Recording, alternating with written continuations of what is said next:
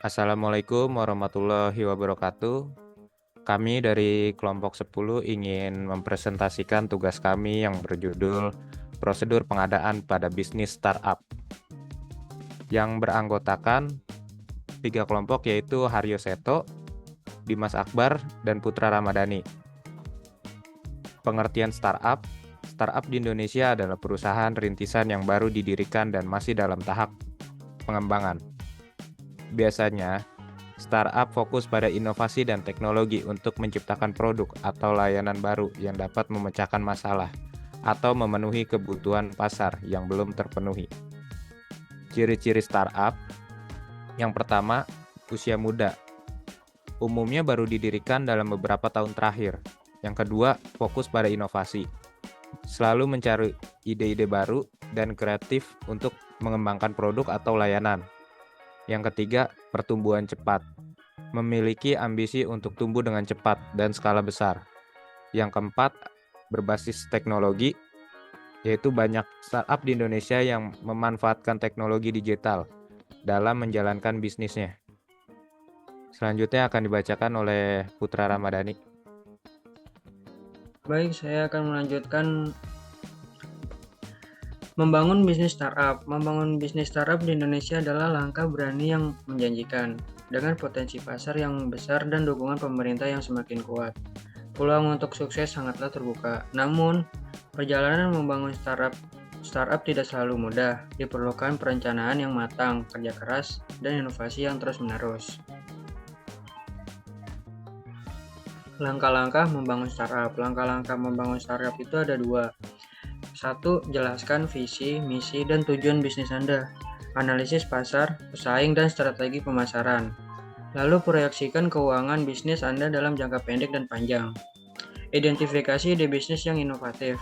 Temukan masalah yang belum terpecahkan di pasar. Lakukan riset pasar untuk memahami kebutuhan konsumen. Pastikan ide bisnis Anda unik dan memiliki potensi pertumbuhan. Kemampuan yang dimiliki seorang entrepreneur. Kemampuan yang dimiliki seorang entrepreneur itu ada tiga. Satunya keterampilan teknis, pemahaman mendalam tentang teknologi. Memahami tren teknologi terbaru, bahasa pemrograman, dan infrastruktur IT adalah kunci untuk mengembangkan produk atau layanan yang inovatif. Yang kedua, soft skills kepemimpinan. Mampu mengarahkan dan memotivasi tim, serta membuat keputusan yang strategis. 3. Mengapa keterampilan ini penting?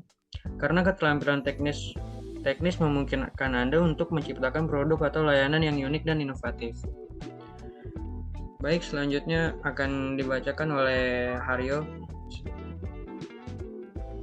Baik, saya akan melanjutkan materi yang tadi sampaikan, yaitu hal yang perlu diperhatikan untuk konsultan IT yang handal. Hal itu yaitu pengetahuan teknis yang mendalam. Apa aja sih pengetahuan teknis yang mendalam? Yang pertama ada menguasai berbagai teknologi.